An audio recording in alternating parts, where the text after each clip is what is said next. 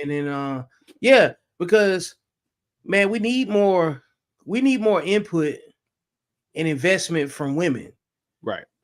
Because I've always said, man, like the biggest disconnect in our community is women respecting women. You know, I've been pushing some topics because um the I believe the biggest obstacle we got to overcome on social media per se is how women bully each other.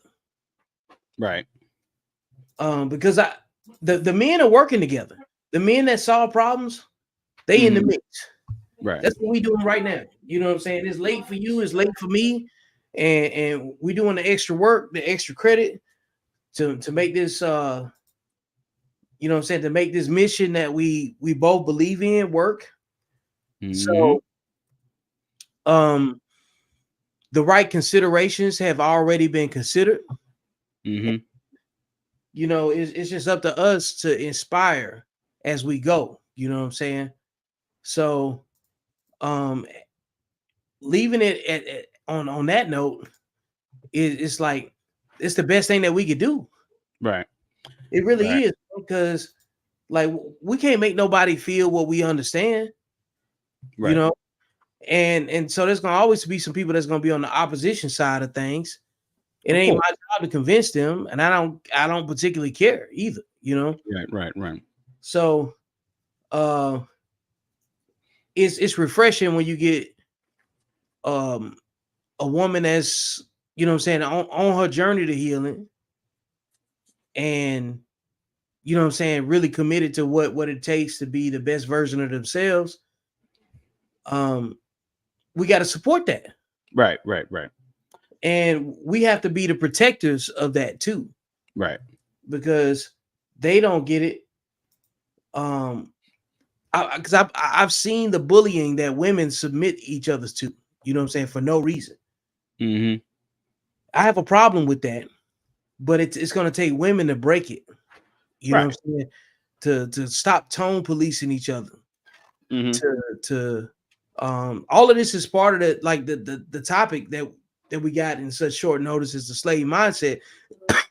Hmm. Because the slave mindset, if I can monologue about that, you know what I'm saying, before we get into, you know what I'm saying, what we want to discuss about this, is being a slave to your emotions. Right. Like the slave mindset is not applying logic.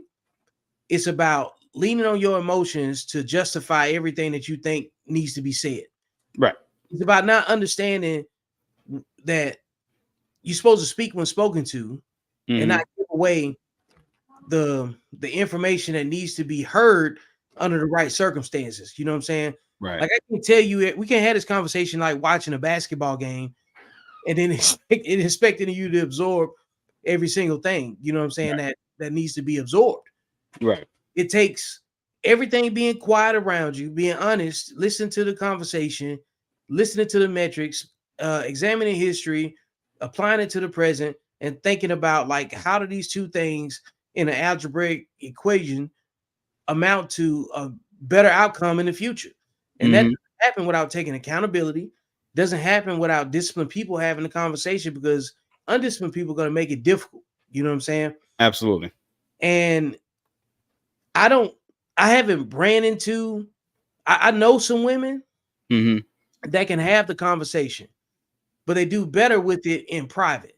They Hmm. can't do it unilaterally, like just turn the camera on and them start talking, soliciting feedback from the female population that really Hmm. reflects the behavior that they're discussing, or the behavior that they probably have shared and experienced, without some sort of conversation that involves conflict associated with a perceived level of negligence and negative judgment.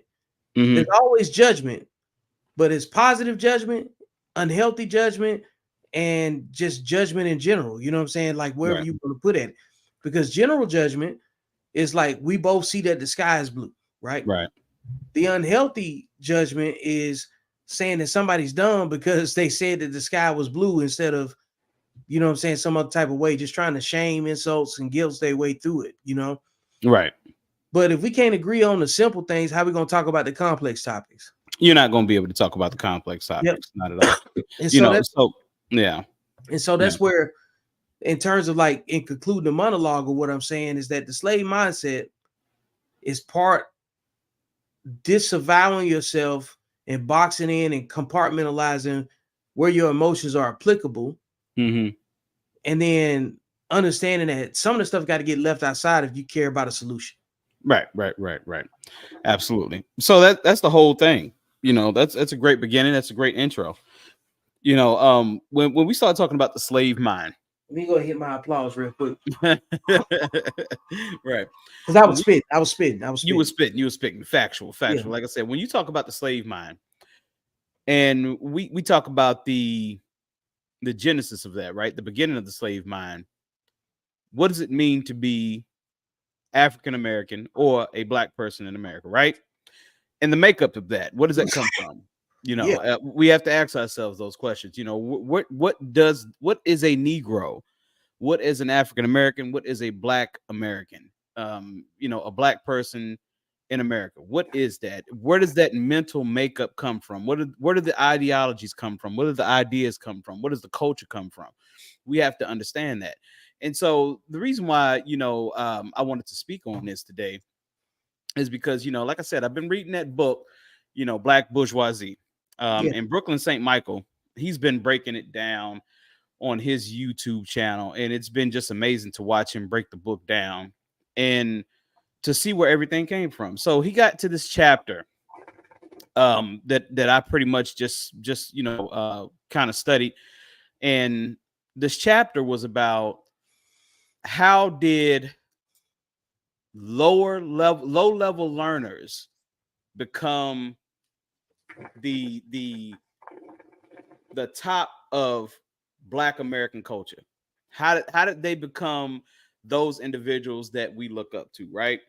So he starts off in this book, he starts off saying, okay, well, you have two classes of Black people in America, okay?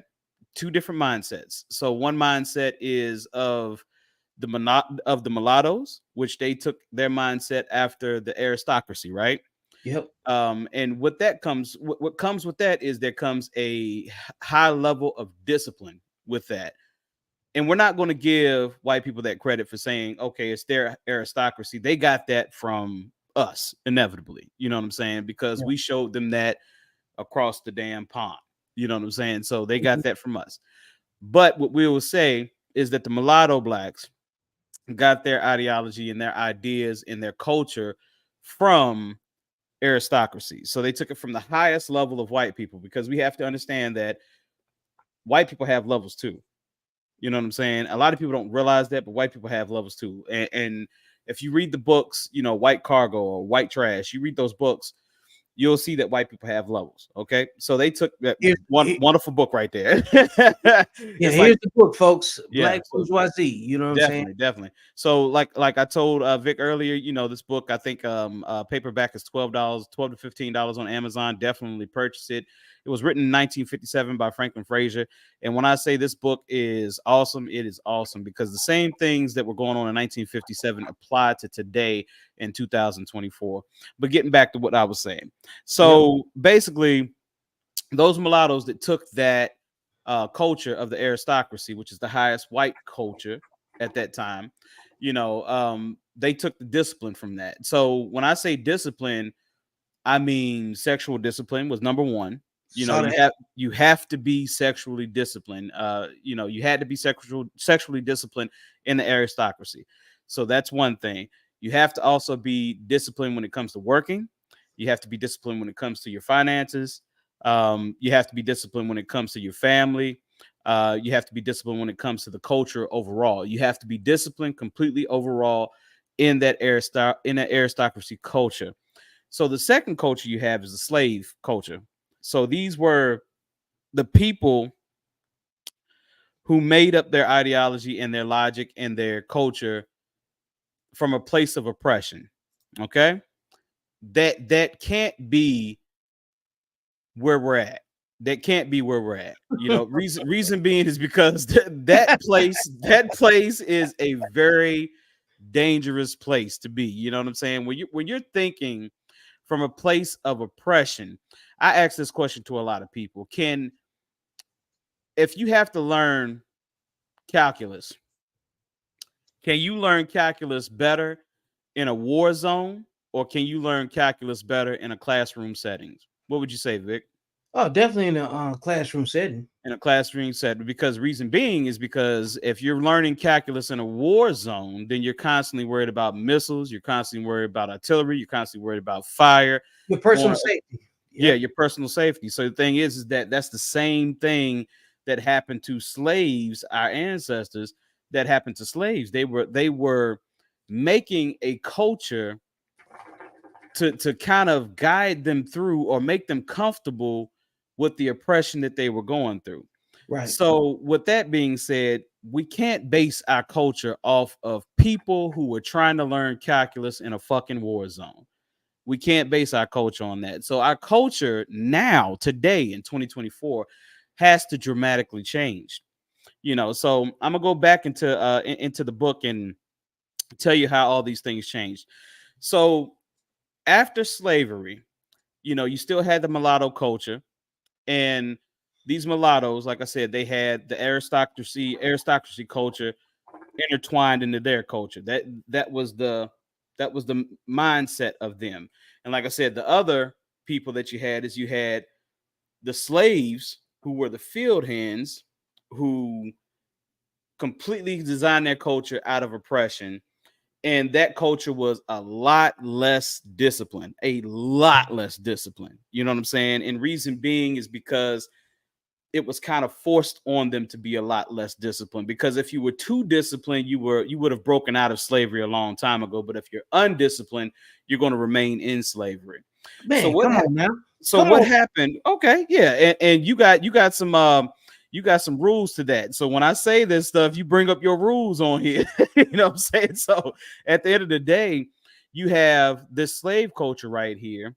This slave culture was not sexually disciplined because they couldn't be. They weren't disciplined financially. They weren't disciplined in any way mentally.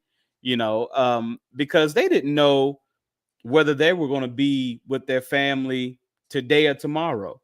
They didn't know what the hell was going to happen, because they saw, their family members being sold off to different plantations and things like this. So there was no consistency.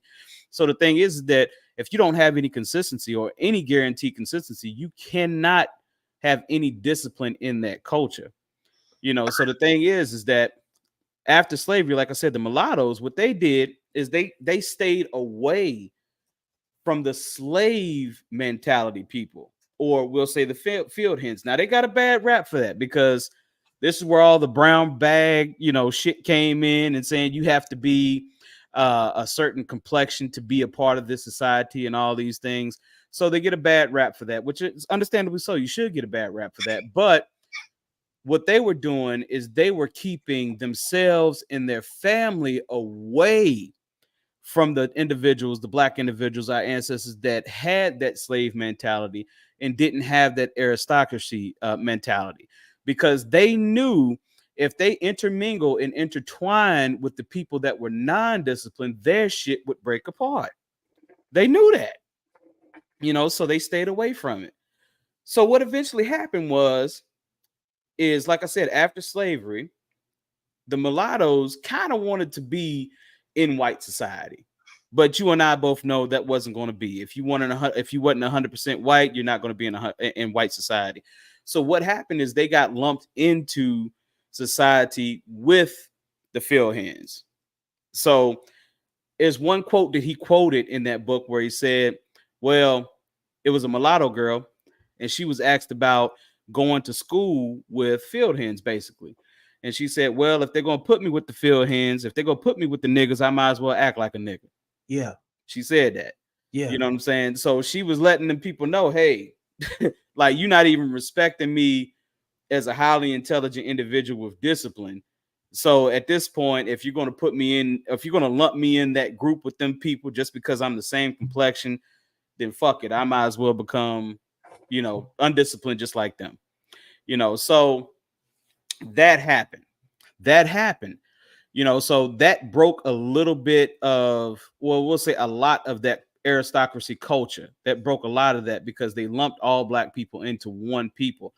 This is the part in the book that I really I dug, man, because I was like, yo, that's real shit. And Vic, you said this before. You said it before. You said that everybody ain't gonna make it. You can't.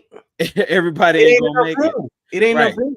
Right. So the thing is that we can't lump all black people into one bowl and say that we are all one. That's not going to happen. That didn't happen in Africa. We were tribes over And there. we talking about a book that was written in 1957. Right. And when they had the same problems that we talking about right now, 60 some years removed, Right. that they identified before. And that's just the time that he took to document it. So Right. how long was it in existence before it got to that point? You know what I'm saying? So Exactly. when you start playing it back and then just putting the formula of time involved, because we're not even talking about time in general. Because like even what you're saying it right now, you would swear that the book was written like last week. Right. and then to add more context to it is that the books that I've written and in the context in which I've written them, I hadn't even heard of these other books. And I'm glad because it validates that we got the same problems right now. You know what I'm saying? Yeah. So, absolutely. so like writing books is a lot like doing music. In the context of you're easily influenced by what you read, right, or what you listen to in terms of music. Like if I'm listening to some Al Green, or let's just say I was putting a song together or something, right? If I was putting a song together, my concept for the song might be influenced by what I'm consuming. You know what I'm saying? So if I'm listening to some rock music, I'm gonna have some remnants of what I'm hearing. That's gonna go into my art. Right. Of course. If I'm writing books and I'm trying to complete a chapter, I'm trying to make a point, and then if I wanted to write my book based off of somebody else's content, it'll almost look like plagiarism. But like without knowing that this book even existed, even if I heard the title, but not having read the chapters, the pages, the context, the subject matter, and whatever, and I've written 5-6 chapters on the same topics about the low-level learners being separated from the leaders. Yes. And the part, like when one of the videos you sent me from to earlier today, talking about the people that was considered to be part of the peasant class that was 3rd, 4th generation removed from slavery, that kind of like that was singing and dancing and, you know what I'm saying, and doing frivolous finances to purchase stuff to keep up with the Joneses and everything. I listened to all this stuff very heavily. Right. Not much has changed. You know what I'm saying? Like, if anything, it's just more ingrained. It sounds foreign to think with a disciplined mindset. And these things you don't understand until you're responsible for other people when you want better for them, based on what you learn. And we've been unlearning a whole lot of stuff. And there was a long time where even if you unlearned it, you didn't have the resources to overcome it. Right. And so we're a victim of circumstance to a degree too, but we're not residing in victimhood. We just kind of like capturing, like, yo, this is the weight of the obstacles that we've really had to overcome. You know what I'm saying? And by virtue of the fact that we've never even met in person, but we see the same context, we have the same problems, you know what I'm saying, the same perception of it. Imagine what they was dealing with, because like the other segment of one of the in that book was the 1950s in terms of like trading away, you know what I'm saying, the academia esteem for just trying to fit in with bougie white people, you know what I'm saying, to be accepted by them. And this was long before Dr. King. This was long before Malcolm X. This was long before the inception of the Black Panther Party movement. Mm-hmm. This was long before, like the optics of the entertainers and athletes who get down with what we're talking about too. Mm-hmm. So this was a long-standing problem probably 3-4 decades before it was actually documented. You know what Absolutely. Absolutely. I'm saying? And I had a friend of mine hit me up, and she sent me a screenshot, and I'm gonna dig it up in a little bit, and I'm gonna put it on the screen of a man that was like in 1865, Mm-hmm. post Reconstruction, during the Reconstruction period of post Civil War and Mm-hmm. all of that stuff. Black man saying he had like 17 kids, getting paid like $17.36 a month. Yeah. It was sub $20. You know what I'm saying? And talking about the influence of the government that was, pressing upon them to alienate uh, the masculinity of a black man's household. Mm-hmm. Then, and then watching the two videos you sent me about the black bourgeoisie, where the guy was talking about in the 50s how it subjugated and emasculated the man and put him in the seat where he was doing the feminine role in the house. Right. Um, this didn't just happen, and it kind of goes back No. to what I was saying before. This is why we got a lot of feminine black men, or feminine black men, in terms of the fact that they was raised by their grandmothers Mm-hmm. first. Then later on, finding women that was dominant that reminded them of their grandmothers. You know what I'm saying? Right. Because the grandmother became the example of the type of woman that you need to be with for your house to be efficient, right? Right. Right. Mm-hmm. And we've been going against our nature for a very long time. You know what I'm Long saying? time. Because of that. Right. Long time. And which brings me to this. Rather than just try to just outright combat it and say you're doing it wrong on this side. Mm-hmm. But if you've been raised a certain type of way, it's not fair to say that. Right. If you've been conditioned, you know what I'm saying, and you haven't been exposed to certain information that makes you more receptive to say, hey man, I need to do it differently or teach differently. But you can't teach something you never experienced, right? Right. So without putting that undue pressure on that demographic of men and women that was raised underneath a matriarchal mindset, you still got patriarchal black men that's raised like us, you know what I'm saying, that had fathers in the Mm-hmm. household. Mm-hmm. And even if the mother was the one running the show, that father figure changes the dynamic of how you conduct yourself and your mannerisms. Absolutely. And if you never seen your father get upset, you never seen how he mishandled the situation, then you're gonna have a hard time relating to other people who didn't grow up the same way. But Right. they're at this point, genetically speaking and behaviorally speaking, would you disagree that there's a matriarchal black man and woman and then a patriarchal black man and woman? Yeah, it's both of them. You do have both of them. There's a dynamic, matriarchal dynamic and a patriarchal dynamic, no doubt. You got both of them, Yeah. and it does speak about it, in that book, definitely. So, going kind of back to what was being talked about, in that book, and like I said, the what we call the black elite at that time and Yeah. what they were basing their culture from, and the lower level elite, well, the lower level black people, Yeah. and we just have to be honest with Let's ourselves, just be honest about it. Yeah. because we could say, well, Cav, how you gonna say lower level, man? Well, when you've been Well, they wrote it down in 1957, so we're not right. saying nothing that we had. Right. We're not saying nothing that we don't know. You know what I'm saying? At the end of the day, you had an upper echelon black race of people, and you had a lower level. You had one that prided themselves on education, sexual discipline, and discipline just overall. And you had one that did not have the respect for any of those things.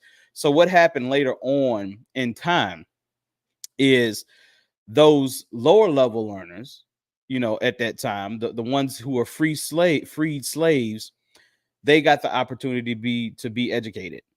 So once they become educated, they become what he calls in this book the new black bourgeoisie. So it's no longer exclusive to mulattoes. Now you start to get the darker skin black bourgeoisie. You feel what But, I'm but, saying? okay, so like the new black bourgeoisie at this point is where we at right now, This is right? where we're at right now. This is where we're at right Okay, now. so do me a favor. What? Well, no, it's not. It's not really where I got to keep going because it's not Okay, really where go we're at ahead. right now. All right. Okay, so the new black bourgeoisie comes in, and the new black bourgeoisie comes in with, we respect the aristocracy attitude, the aristocracy culture, but because we're the field hands and because we come from the slave mind, we're going to mix the elite with the slave mind. And so you saw that. That's where that came from. So he goes into grave detail, and he talks about the things that the lower slave mind, what they appreciate, right? They appreciate song, they appreciate dance, they appreciate entertainment, they appreciate sport. Okay. These are things that the mulatto class did not appreciate. They didn't give a shit about any of that stuff. They didn't give a shit about entertainment, didn't give a damn about sport, didn't give a damn about singing, song, any of that. They didn't give a damn about any of that. It was just all discipline, period. All Yeah. discipline. It's all education. It's all sexual discipline. It's all financial discipline. It's all that. So, what happens with the new black bourgeoisie is they intermingle and mix the two cultures together. So it's no longer that high level that it once was when the mulattoes held it. So now we've kind of dumbed it down a little bit. You understand what I'm Yeah, saying? the nice So way of saying it. right. The nice way of saying we've kind of dumbed it down a little bit. The next step that it goes to from there is it goes to this even newer black bourgeoisie that's all about money. It ain't about anything but finances. Now, It's now put a pin right there. mhm, Relate what you just said from 1957 right. to where we are in present day. We are now the third black bourgeoisie. It's all about money. It's all about money. So it doesn't matter. The other disciplines that were there from the I'll say first dynasty, the disciplines that were there from the first dynasty are no longer there. The disciplines there that they designed and made for themselves and their families, they're no longer there. Now we are at a point where if you got $1 million in the fucking bank, it don't matter how fucking stupid you act. That's good You enough. you are the epitome. You are the top. You are the upper echelon. You are the man or you are the woman, and people look up to you. That is where we are now. This is why you have a Nick Cannon who's worth millions of dollars that have 10 baby mamas. Mm-hmm. If you take that back to first dynasty greatness, they're looking at Nick Cannon like, nigga, who are you? What are you doing? What are you doing? You're just spreading your seed amongst women like that? Are you fucking crazy? Right. That's what they're doing. That's what they're saying. And amongst all the rest of the millionaires doing the same thing that Nick Cannon's doing, not ragging all the way on Nick Cannon like some of the stuff that Nick Cannon does, but this is one of the We things, talk about behavior at this right? point. The behavior is disgusting. It's Yeah, completely disgusting because in no way, shape, or form, Nick, can, even if you got $1 million, can you see all 10 of your kids, support your kids emotionally, 10 of them in a day? In no way, shape, or form can you do that. So the thing is that because we know there's no way, shape, or form do you have the time to do that while also maintaining your monetary status. Because I don't know if people know, but being a millionaire is not an easy job. I've talked to, 2 or 3 millionaires. That's not an easy task. It's not like, oh, I made this million, I could kind of just sit back and retire. No, dude, you got to maintain that shit. So you don't have time to take care of any kids emotionally. You you gotta have go, you you gotta go get you the money. right. You just get the money. So you're taking care of kids financially. So like I said, that's the third, part of the black bourgeoisie. that part that completely took out the aristocracy rules and completely took out the discipline, completely took out the respect and the honor. They completely took it out, and now we're here. We're okay. Sexy Red, she's worth $10 million. What woman can you tell that Sexy Red ain't shit? You can't tell them that she ain't shit because they gonna say, well, she got money up to her ear, homeboy. What you got? She the standard now. She's the standard now. Meg the Stallion. Oh, she's worth $50 million, bro. What can you say about Meg the Stallion, bro? You ain't got shit.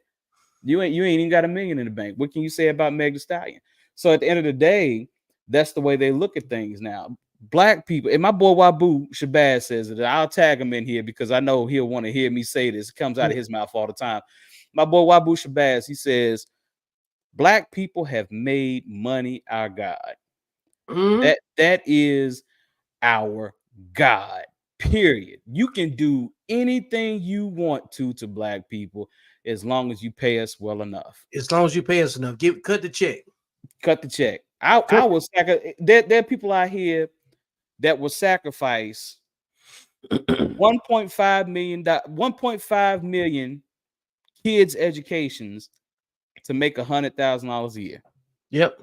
They'll do it. They do it every day. Just to say they make six figures. Just to say they make six figures, bro. They do it every day. And that's why, and you know what? Powerful white men. Notice how I said that. I don't say white man because when you say white man, you're lumping all of them together. Yeah. And they're not all the same. Yeah, we talking about the ones with influence. The ones with influence and true power. Those powerful white men. Now what you're seeing them do is they will purposely pick a Black person to do something in a high position because they know if they give them the right damn salary, they can get that white agenda passed. They can get that white superiority agenda passed through the guise of a Black face. Yep. They can do it with no problem and no struggle. Because they'll do it for the money. They'll do it for the money. They know Black people would do anything for the fucking money. We would do anything for the fucking money. And cheaply. Cheap, yeah. Yep. Yeah, unfortunately. And have a committed person in there with them in the mix too, because and then parade it around like they friends. Right. And like I said, I've seen this too many times in politics. I've seen it in school administration. I've seen it in positions of power when it comes to local politics. I've seen it in national politics. I've seen it in so many different places, man, in positions of power where you could just pay a Black person X amount of dollars and they are going to pass this agenda like it's nothing. Like they made it. Right. Like they made it. And they created it. Right. And they don't have any conscience. They don't have any conscience to it because they say, well, you know what? I'm living over here in white suburbia in a $500,000 house, living great. I got a Benz. I got a BMW. I got the new Tesla truck. You know what I'm saying? In a gated community. I'm in a gated community. I got it going on. What the fuck can you tell me? But what you're not looking at is who have you sacrificed for that? Who have you sacrificed for those gains? You know what I'm saying? And that's where I think the Black bourgeoisie, I think they get a bad rap because a lot of the Black bourgeoisie are highly successful people that do such things to be highly successful. You know what I'm saying? But what I'm starting to figure out is how they think about other Black people. I'm up here. I'm well educated. I have it going on here. Those people down there, fuck them because they're low-level learners. And all of them are low-level learners. They don't account for the children or young people that aren't low-level learners, but they happen to live in the projects. Mm-hmm. There's a genius there. There's a Jay-Z there. Yeah. That's why we have so much respect for Jay-Z, is because you look at where Jay-Z was and what he came up in, he's not supposed to make it out. No. He's damn sure not supposed to become a billionaire. No. LeBron James, he's not supposed to make it out. He's damn sure not supposed to become a millionaire because those people at those levels are forgotten about. Those people are just chattel, to the higher ups is what that is. Told by, I want to say, Sean Hunter a long time ago. Well, not even a long time ago. I want to say 2 years ago when Wabu interviewed him. He said, Kavik, you're looking for politicians, black politicians, to fix violence and crime issues in Roanoke, Virginia, or he said even in the nation for that matter. And he said, you realize how many people get paid from those issues? He said, why the fuck would they fix them? Why? It's, Why? it's a business model. It's a business model. It's proven to work because we got willing participants. Right. Slave Doesn't mind. That's the slave mind right there. Willing slave mind. participants. That's willing participants in our own destruction. You know what I'm saying? Right. Traditionally, when we talk about slave mindset, pull your mic to you. Pull your mic to you a little bit. Traditionally, when we talk about slave mindset, it's real easy to just equate it to the men or the women that we would consider to be coons. Right. And then, but we saddle that designation on entertainers and athletes. Right. Yes. And I don't like that. No. I think we have to work with the people that I think the first coons, I think there's levels to coonery. Right. Excuse me. And I think the first level is the people that participate in self-inflicted damage, self-inflicted behavior. Absolutely. Then you got, after that, a second tier would be people that align themselves with folks that want to destroy us, help us destroy ourselves. And then you got the people that just overtly just say, fuck them niggas. Right. You know what I'm saying? Like, fuck the rich, fuck the poor. It's about me. Right. Exactly. Because you got supporters, you got people on the fence that can be easily swayed. Yeah. And then you got people that's got equity in the outcome for their own personal gain. For their own personal gain, right, bro? You broke that down. That's genius level shit. Hold on, let me hit that. Let me get my applause. Get your applause going on, man. You gonna beat that up? You know what I'm saying? Hold up. Ain't never get the gunshots to come through the right way. I don't know, but I'm shooting anyway, goddamn. But like, I always look at things like in terms of problems, solutions, and opportunities. You know what I'm saying? Human beings, based on their behaviors, participate or contribute to one of those three things. You know what I'm saying? You got people that cause problems. Yep. The people that cause problems, they generally are meant to cause problems, and then they can justify it with some of the most asinine reasons. You know what I'm saying, to do so, and it be founded on nothing but pure emotion and optics. You know, and then you got solutions. There's people that want to solve the problem. Yes. And then the opportunities that come within that is still split between opportunistic people and then people that see a vantage point that want to solve the problem. You know what I'm saying? Because that becomes split again too. Right. So when you really break that down, and I put it in thirds, you know what I'm saying? Because only a third of the people gonna fix everything. Right. Or either a third of the people gonna be the major cause of the problem, depending on what end of the spectrum you're gonna be in on. Hello? You know what I'm saying? Hello? Because that's why I operate on most things that I say between the discipline and undisciplined is based off the 80-20 rule. You know what I'm saying? I think that's the most fair situation because less than 20% of the people cause 80% of the problems that we deal with. Which is crazy. Right. Which is crazy. Which is so crazy, but it's so consistent that like it seems like a phenomenon in the present until you go back and you look at this book and say, hey, they had the same problems. You know what I'm saying? It was only documented in 1957 and published.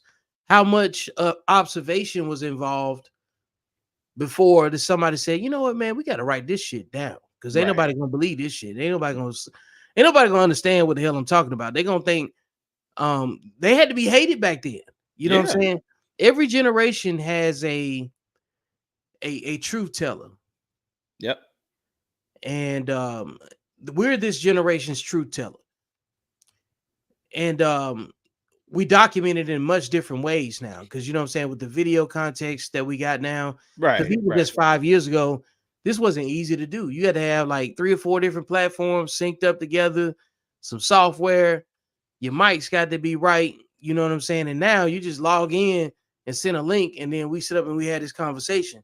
So what are Right. we doing with all this technology, all of this information, and all of these resources and these different perspectives from different geographies? Because like we didn't grow up together, but we got the same curiosity about the same thing. Yeah. Same And shit. and so which goes back to you. Let me pull the book out. You know what I'm Go saying? ahead, show me book. Yeah, yeah. Show off that book. Hey, look, like you folks that's watching this, let me get the glare off of it. You see the badge. Follow the YouTube channel. It says Accountable Masculinity University. Go get the book. It highlights 5 principles that's in line with the black bourgeoisie that I had no idea about because that's what's so dope about it is that Right. you know what I'm saying it's modern and it fits everything that we're talking about. We're talking Yep. about the behavior of our people that look like us that I've been saying we got clones. Like even that movie they clone Tyrone. The clone in our community is the people that look like us, but they behave in a destructive manner, Yeah. which is clearly been always been an issue. Mm-hmm. Trying to fit in, having an inferiority complex, thinking that we gotta please everybody, thinking that we gotta compete with everybody. Mm-hmm. Um, I don't I don't think that we can defeat that. You know what I'm saying? Honestly, all I think we can do is talk about it and then unite the people that feel the same way that we feel. Because now you don't have to go align yourself with people that don't respect you. Right. That's a choice at this point. But Well, without, that's how you defeat it, Vic. What you just said. yeah, I get it. Like everything I'm talking about is it's a double-edged sword. You know what I'm saying? You defeat it by everybody getting on one side of the sword. Right. Like the right people with the right minds. All Yep, right, let's bond together. So the thing is, we've always been told that the black bourgeoisie was some type of evil organization. sure was. Yeah, it was Not always about yeah. not the case. Not the case here. Now that we see what they were doing and why they did that, We need to put it in the right context. we can understand. Yep. Yeah. Because the same thing that most black people that may not know about the black bourgeoisie, they've had condemning narratives towards those that think differently than them. Right.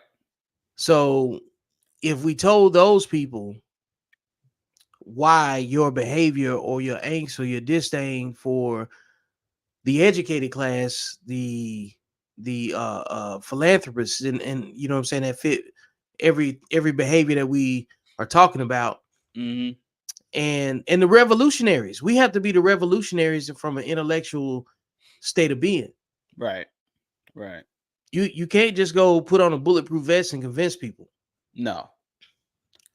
You have to do it from levels like this. And um that's where I get down into like everybody can't go because everybody don't want to hear it, bro. Then they don't have to because they all they're doing is choosing a side. They're choosing a side that makes them feel comfortable in their own skin and at their own glass ceiling and limitations. You know what I'm saying? Right. Right. Right. I'm not satisfied right there, bro. I Mm-hmm. can't do it. I can't do it. What's the rule with they say, you know, what is it? Prayer without Faith pr- without works is dead. faith without works is dead. Okay. So let's think about that on a human level. Okay. So the way that you would phrase that on a human level is Yes. I can't help those who don't want to help themselves. I don't talk to people. I don't give advice to people that don't have their hands raised. Right. You know what I'm saying? Better make you a At the Jehovah end of the Witness. day, You at the already end of the got. day, You might well be a Jehovah Witness, just knocking look, on. I witnessed something today. You know, there was a disturbing video that went around in my city of young boys who were, showing people who were strung out on drugs, and they were kind of forcing them to cry, to give them drugs. So they would force them to fake cry to give them drugs. It was silly as shit, right? So there was a person that spoke against it, which she had all right to speak against that. But I saw, there was a dialogue and there was an argument being made. And what I realized is that this woman who was speaking against it was a high level learner. Mm-hmm. And the people who were for what these young boys were doing were low level learners. So I was like, you know what? I'm reading the comments underneath this whole story and I'm seeing that it's about to get violent. And you said this, Vic. You said this before. Don't argue with low level learners because if you argue with low level learners, you're going to get hurt. Stop talking to low level learners. Don't argue with low level learners. They Don't don't have the debate same with low game level. plan. They don't have the same game plan. They don't want what you want. No, no, they don't. They are willing to crash out over the dumbest shit. Period. Over the dumbest shit, period. It So ain't worth it. once again, we see once again, I get why the black bourgeoisie had got a bad rep. They did some wrong things. They're not perfect in this whole situation, But right? their intent was something else. Their intent was to stay away from low level learners that had no ambition, that did not respect education, that did not have drive. That's what that intent was, to stay away from that. We are reproducing within ourselves. And by doing that, by reproducing within ourselves and not allowing this lower class to come in, we are guaranteeing that our families and our legacies go off to do greater and better things until it's almost $1 billion status or billionaire status. You know what I'm saying? So at the end of the day, they did some bad things, understood, but they did some things that made sense. And I think we need to learn from that. I think we need to say, okay, well, I don't want to say for the mentors and the people out here helping um youth in fucked up situations. I don't want to say that, oh, well, don't do that. I don't want to see, because there's going to be that Jay-Z. There's going to be that LeBron. There's going to be that exception to the rule, right? Exception. Right. You know what I'm saying? So at the you have, if you're mentoring out here or you're teaching these kids, you have to be able to identify that. You have to be able to identify, okay, this kid is special. They coming up in fucked up situations, but this kid is special. Perhaps put more energy in this kid to make sure that they get where they need to go. Right. But if you got a kid, let's say you're a teacher or a principal or a counselor, and you got a kid that's got 150 absences, you know what I'm saying? And every time they do come to school, they come to school to completely wreak havoc and fuck everybody else's day up. Yeah. You have to say to yourself, you know what?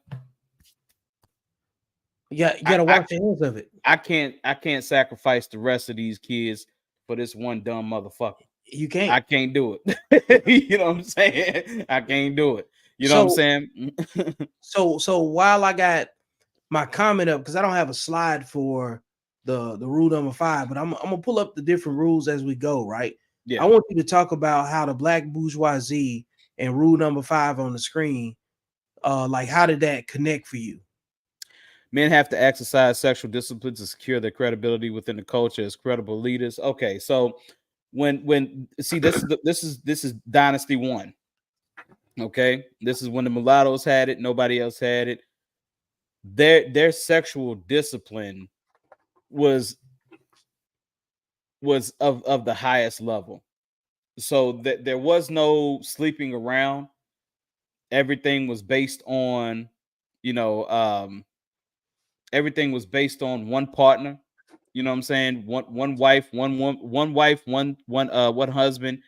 Everything was based on that. You don't reach out to anything else, because with sexual discipline, you can build so much on top of that.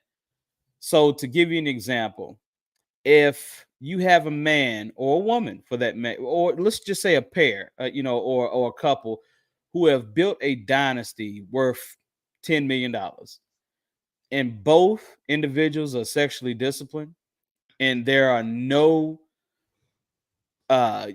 kids out here that are unaccounted for, or there's no women or men out here that those individuals slept with, what are the possibilities? The possibilities are endless, because there's nothing there to take you off the path.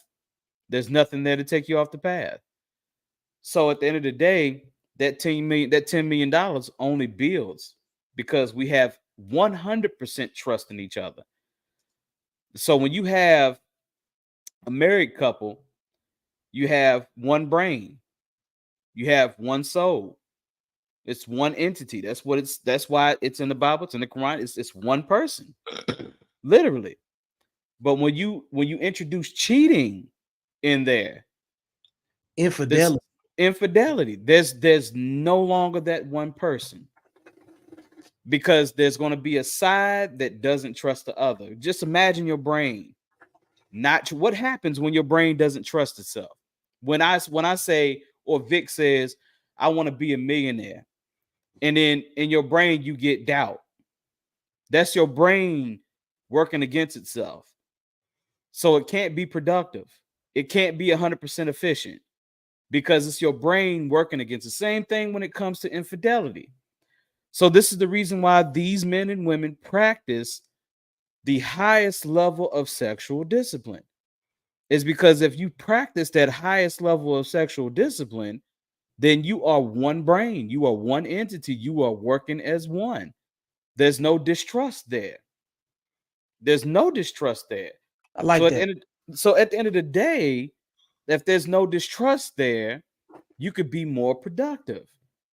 Now, let's say that one of the individuals go out here and that, you know, they do what they do. Like I said, that trust disappears. And like I said, that's the brain working against itself. Now I have doubt. Now do I really want to build with this man because he went out here and got this low level person pregnant? Or do I want to trust this woman because she got pregnant by a low level person? Do I want to put 100% trust in it? No, you don't want to put 100% trust in that person. No, You really don't. You know what I'm because saying? That rule number 5, sexual discipline, can heal a nation. It can heal our nation overnight. It really can. And I respect the fact that in this book, you're coming from a place of saying that it's up to the men to be that. Stop being sluts out here, fellas. Yeah, men can be sluts, men can be hoes. Stop doing that. It's time that we have to stop that. We're behind. We're behind right now. So we can't afford to be that. how important do you think a man can call himself masculine if he doesn't have any sexual discipline? No, you can't call yourself masculine if you don't have any sexual discipline. Hell no. You Okay. can't at all. Okay, so I always tell people to refer to the Sphinx. What is the riddle of the Sphinx? When you look at the Sphinx, you look at Egypt altogether. Let's say Kemet, for the people who refer to it as Kemet. If you look at Kemet and you look at the hieroglyphs and you look at the paintings, you look at the drawings, you look at the carvings, you always see a human body with an animal head, correct? Yep. When you look at the Sphinx, it's backwards. It's a animal body with a human head. And what the Sphinx riddle is it's the human mind coming out of the beast mentality. That is the human mind defeating beast mentality. So you're doing things and you have a moral compass that is so just and so beautiful that you defeat the beast within yourself. Because let's just be honest, being sexually undisciplined is that of an animal. It's That primitive. is it's primitive. It's a primitive way of thinking. It's no different than a stray animal Hello? because bugs. Well, a friend of mine, like shout out to my friend uh I can't Star Parham. She said Mhm. even water beetles have sexual discernment. Right. Mm-hmm. We know countless animals throughout the animal kingdom know that there's a time and place for all of this. You know what I'm Right. saying? When it comes down to it. So yeah, if they got dominion over their sexual urges, and we're supposed to be the higher level species in terms of being human, then we have to figure out how to apply sexual discipline to what we do every day. Because I the reason I wrote that is because it's simple. Just because you can doesn't mean you should. Right. That's really what Absolutely. discipline is knowing the difference. So I'm because I want to start running through these, right? I'm gonna pull up rule number 4. Mm-hmm. And I want you to tie that to everything that you saw on the black bourgeoisie. Okay, legacy and equity. Live a life of service towards your community and others. You must be credible and capable of both mentoring and being mentored. You must be receptive and coachable. Okay. once again, this is what the black bourgeoisie believed in. They believed in a life of service towards their community. They believed in that. That's why they were so tight knit and they were so standoffish with everyone else. They wanted to make sure that their ideology and their culture was so well intertwined and taught that it couldn't be defeated. It couldn't be in any way invaded. Like there was a certain mind that had to come to that. You know what I'm saying? And when you say you must be credible, once again, that goes back to rule 5. You know, your sexual discipline makes you credible Yep. because we look at a person as great as Martin Luther King and we see that he Talk, lacked sexual discipline. talk about it. And Tell, after we found that out, didn't we start taking down his credibility? yep. Because when you start talking about MLK now, even with the movie that they came out with, now there's this sexual undisciplined aspect to MLK that we now have to question and say, well, was he the man that he really thought he was? That we really thought he was?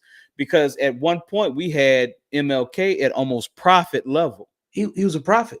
Right. Now you look at him like, okay, we know he's a man now. Look at how that tarnished his credibility. He was a Just Migo with a Bible. bro, bro. You look at him, you look at Jesse Jackson, how great of a man that he was. Okay. We looked at how great of a man he was. You got this child that he made that didn't nobody know about. You ain't seen Jesse since. At all. At all. You Yeah, know what I'm saying? You true. ain't seen Jesse since. I'm gonna move on down the line. We're gonna go to rule number 3. And let me get this up right here. Boom. There you go. Okay. Okay. So decentralized leadership requires knowing when to lead and when to follow, must avoid misrepresenting fellow men. Although we are not perfect, we must have redeeming. Okay. So, Redeeming efforts. That's the okay. he got cut off. Okay. So, this right here, is one rule where requires knowing when to lead and when to follow. So black bourgeoisie, the actual book doesn't really go into this rule per se. Mhm. Though this is an important rule, and I would like for you to explain to the people what you meant by this. Um, if you would break it down for us. Okay, decentralized leadership, knowing when to lead and when to follow, is basically like if Kavi has the floor in Hmm. this scenario, and he's got something to say that's important to say, I gotta let Kavi talk Okay. because just because, like, yeah, I might have a platform, but I gotta be able to be receptive and coachable, like we talked about on the other joint, right? And the Absolutely. legacy piece of it, Hmm. because the mark of a great leader comes from how well he can follow. Right. You can't learn to lead if you don't know how to follow. That's true. That's true. That's true. So the rule number 3 part is like submitting to a higher understanding. Hmm. And once you submit to a higher understanding, it's supposed to affirm why you are in the space that you're in. Hmm. You got invited here Like you wouldn't be here if you couldn't represent the platform correctly, right? Right. Absolutely. Because this is like a pivot point for rule number 4. You notice there's a buildup Mm-hmm. on each one of these. It compounds on something. That's why I'm going backwards. Because rule number 5 is pretty much to me the most important. That's the most important. Right. Of course. Right. Because you build and destroy families and communities with rule number 5. Yes. But Yes.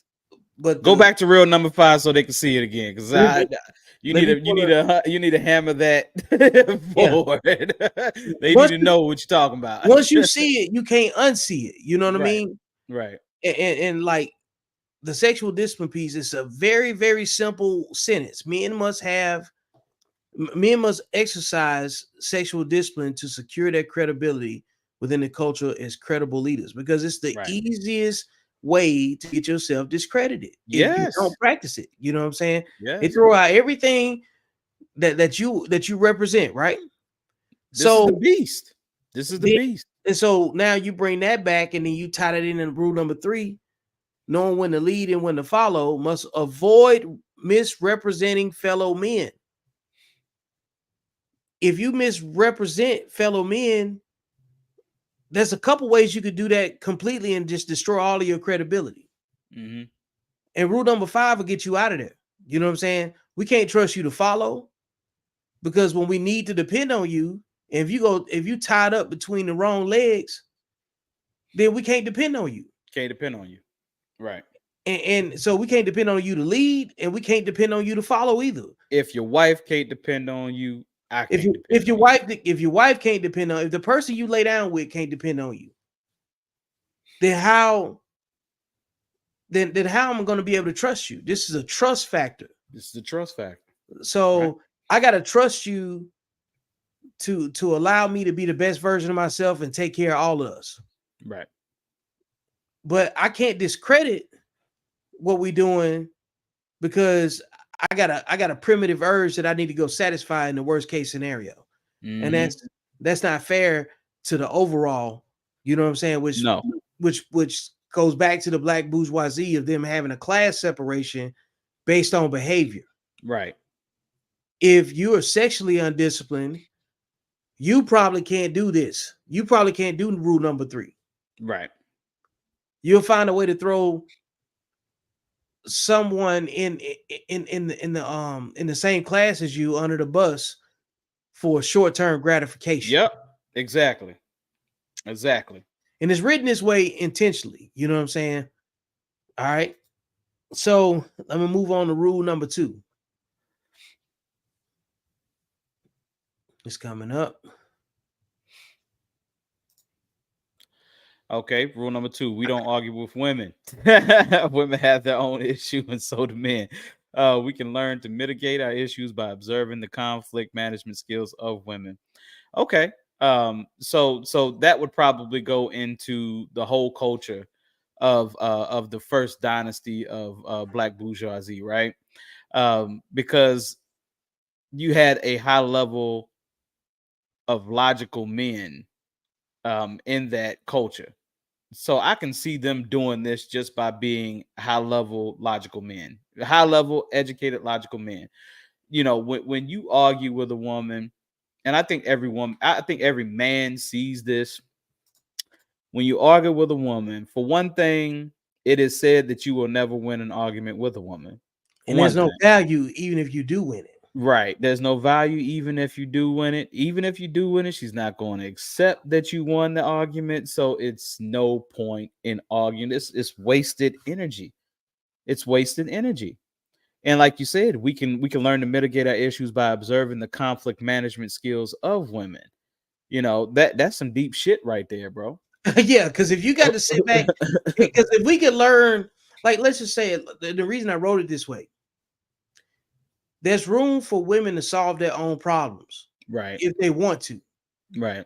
But patterns and outcomes say they don't do that. No. Not without masculine presence, Right. intervention, and us being a buffer, you know what I'm saying, between that, Right. Right. So if you're going to be focused on the right thing, Number one of the things you cannot do is waste your energy and your intellectual brain power on arguing with women, because generally speaking, arguing is unproductive, It is. regardless of gender. Right. Argue whatever arguing with women is for men is even below that. Right. Okay. Right. Right. Right. Man, have you ever asked yourself, going to rule number two, back to rule number two here while it's I still got you. here, you know, men, have you ever asked yourselves? I mean, think about it, fellas. Have you really asked yourselves and said, have I ever had a productive argument with a woman? And This that's rule number fun. two is heavy because it just makes all the sense. It makes all the sense. And then I've told you this before, Vic. You know, I love this rule because what you witnessed from the older men when we were kids, our grandfathers, great grandfathers, whoever, is they didn't argue with women. They were very quiet. They were very quiet men. When Quiet, they instead of spoke sturdy. when they spoke when they needed to speak, but they were very quiet men. So, and even when you talk to them about arguing with women, they would tell you these lessons. That's pointless, son. It don't even make any sense to do that. Let her get whatever she got to get off of her chest And move and around. give her some time. She'll get over Yep. it. Yep. Yep. Right. So So yeah, I'm gonna move on to rule number one, all because this is right. the last one. You know what I'm saying? Because you had to count them down. You know what I'm saying? Men focus on men. Personal accountability standards amongst reasonable men without degrading women to improve our society. Yes, bro. This is why the book is so beautiful, and this is why what you're saying is so beautiful. People, go ahead, show that book off again, There bro. go the book. There go the book. Right Get that glade. Okay, I was there. about to get that There glade. we go. I get the layout for that thing. Go get the book. Right, It's in the right. caption. The links are in the caption. But go ahead, man. Men focus on men. Period. Personal accountability. What problems do we have that we can fix? Yep. Study yourself. That is a painful process, studying yourself and saying, okay, what am I terrible at? And what can I improve on? I had to tell myself, a while back, I said, you know what? I had some brothers that cared to tell me things about myself that I needed to hear. Hey, you need to stop procrastinating. You got beautiful, you got wonderful, beautiful, genius level talent and a whole lot of things. The only thing that holds you back is procrastination. When you want to do something, do it. That's why I'm up with you at 1:50 in the morning right now, Eastern Necessary. Eastern time. It's And I'm right here with you. necessary. And Right, right, right. And see, putting myself around people like you, Vic, because I know you're driven. Feed off that energy. Because when you're told by a person that, hey, just this procrastination from you, bro. This is the only thing holding you from being the greatest man that you could possibly be. You know what I'm saying? Work on that. Practice. It don't matter how small the task is, Kavik, do it. You know what I'm saying? Don't matter how small. You have to be known as dependable to everyone. So when someone asks you to do something and you agree to doing it, make sure you fucking do it. yep. It don't matter if it make 10 cent. It don't matter if it make 5 cent. Don't matter if it make zero. Did you say you were going to do it? If you say you're going to do it, do it. Show So up. I love this. Right, right. Like you said, show up. So rule number one, men focus on men, personal accountability. I pride myself on that. Personal accountability. Vic, you pride yourself on that, bro. This is what makes great men. Personal accountability. You gotta have that. If you're not accountable for your actions, bro, what are you? You ain't masculine. You damn sure ain't masculine. That's the most feminine shit. Yeah. Is not to be accountable. That's the Account- most feminine shit. accountability is what makes a man masculine. Yeah, But accountability doesn't exist without discipline, absolutely. because accountability without discipline is just a performance. And like, and to put it in the right context, because people say you need to take accountability, but they don't necessarily understand what that means. A Right. person with no discipline doesn't have the same interpretation of the word accountability. Right. Being accountable is a way of life. Right. So you can't be undisciplined and then tell somebody they got to take accountability. You got to lead a disciplined life for it even to be effective. Right. Uh, Absolutely. and if you can't teach it to nobody, it's because you're not practicing it. Because it should Right. be easy to discuss. Like when you it's like that. Like if you talk to your kids and they do something crazy or something suspect, you like, I taught you better than that. Yeah. That's basically what it is. You know what I'm saying? It's like I taught you better than that. You know better than that. Mm-hmm. And accountability is the ability to chastise yourself Right. before you actually act on it. You chastise yourself because of how you thinking, Right. not what you're doing. Right. Just like you gave that whole spiel just then about like Kavi, you got a beautiful mind about what you need to do, and it just takes you actually acting on it. You know what I'm saying? That's it. Yeah. And accountability is acting on what you said based on the discipline that you walk around with every day. Mm-hmm. Because what you do in your off time is your character. Mm-hmm. What you do on the clock is your responsibility, Exactly. your duty. You know what I'm saying? And like police officers could be crooked, doctors can be crooked in terms of character, but Right. when they clock in, they got to do the best version of their job just so they don't get fined. You know what I'm saying? I love how you put that. What are you doing off the clock? You know. That's what you do Yeah. because we all know some functioning addicts. Yeah. They can show up high, perform better than the person that's sober Yeah. because they technically proficient. They got the muscle memory to still do the job no matter what they're dealing with. Mm-hmm. And that's where, like you born with talent. Right. Repetition turns it into a skill. Right. Discipline turns that into a weapon Yes. because you can pull it out and use it at your will. But if you're undisciplined, you use that weapon to hurt other people. Right. When you discipline, you use that weapon to win conflicts that matter. You Mm-hmm. know how to pick and choose your battles. Because there's only two mindsets: you either disciplined or undisciplined. Repeat that. You only got two mindsets: you either disciplined or undisciplined. And It's as even in simple as that. whether you're in the Bible or the Quran, you're either holy or unholy. You're either right or wrong. Yep. And that's just what it is. That's what discipline is. It's like knowing better and doing better. Right. Knowing better is just you got the right thing to do. Mm-hmm. Doing better is the choice that you make based off your discipline and your character. Right. You can't make progress without discipline. You can't achieve anything that's sustainable without discipline. Mm-hmm. So rule number one, the personal accountability standards has discipline built into it. Because you can't talk about accountability with no discipline. Nobody gonna take Nope. you serious. No. No. You can't. You can't have your cake and eat it too. And you can't live an 80% undisciplined life and then expect to be regarded as a disciplined person.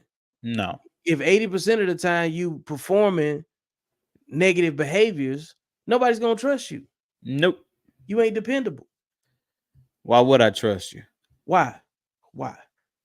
Man, we covered a lot of ground in just an hour and 13 minutes, man. That's Yeah, went straight to yeah, yeah. There's, it. there's a lot of information, man. Like, where you want to go from here, man? Because like we can shut it down. We'll Um, shut it down for the day, and we're gonna jump back on tomorrow with something totally different.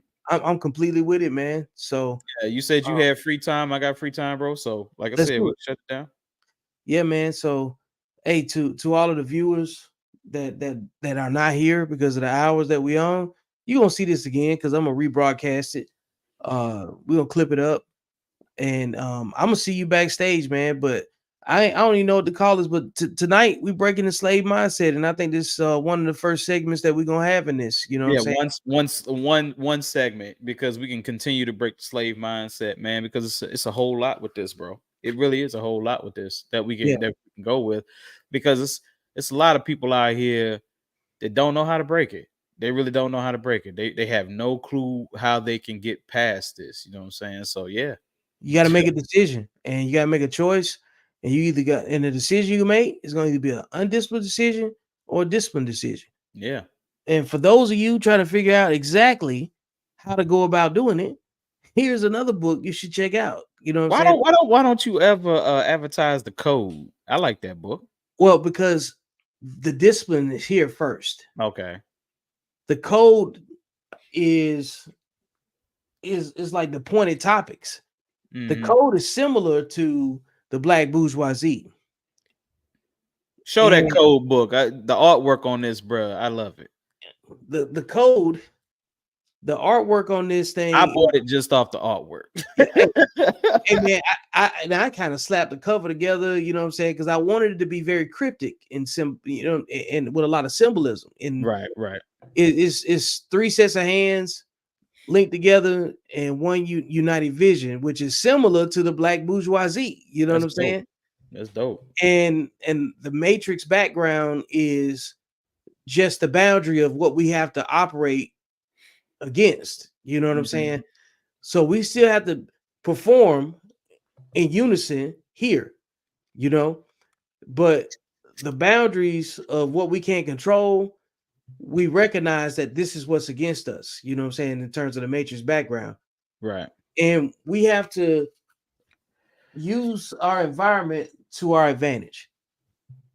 And so that's what that's about, you know what I'm saying, the symbology of it is because there's some stuff that we don't own, we can't control, can't do anything about. right, But that's where the discipline piece comes in to be able to say, yeah, I know we can't do anything about it the way that we would like to, right.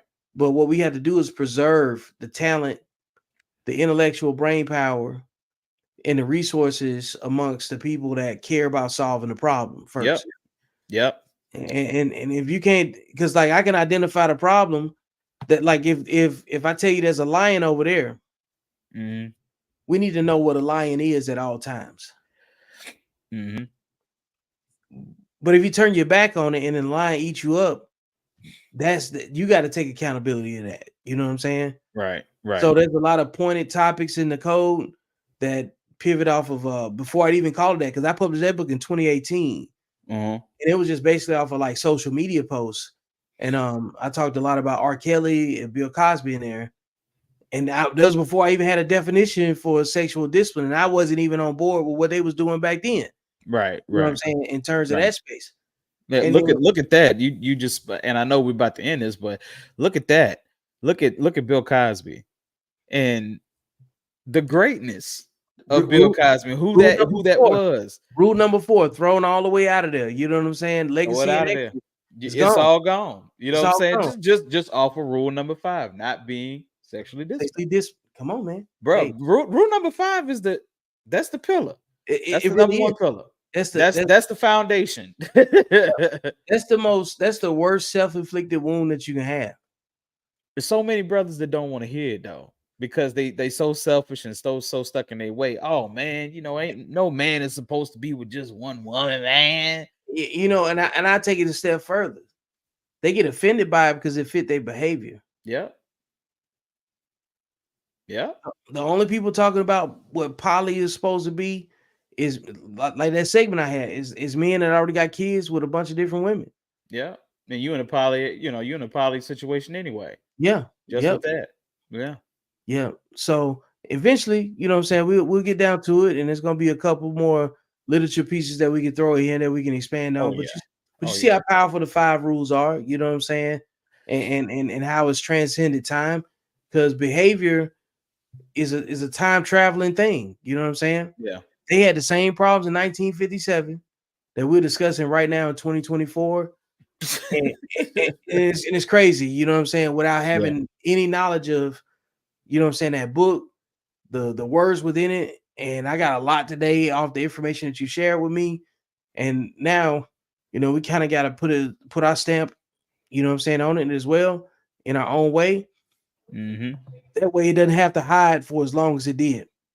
Nah, bro. This needs to come out. This needs to come out. That book needs to be shared amongst a whole lot of people. You know what I'm saying? Because when we looking at 67 years of no progress, that's a problem. It's our fault at this point. Right. It's our fault. Absolutely. So, well, with that being said, hey, good night. I'm gonna see you backstage, and then we'll go from there and let's continue the strategy and figure out what we're gonna do next, bro. All right. See. Peace.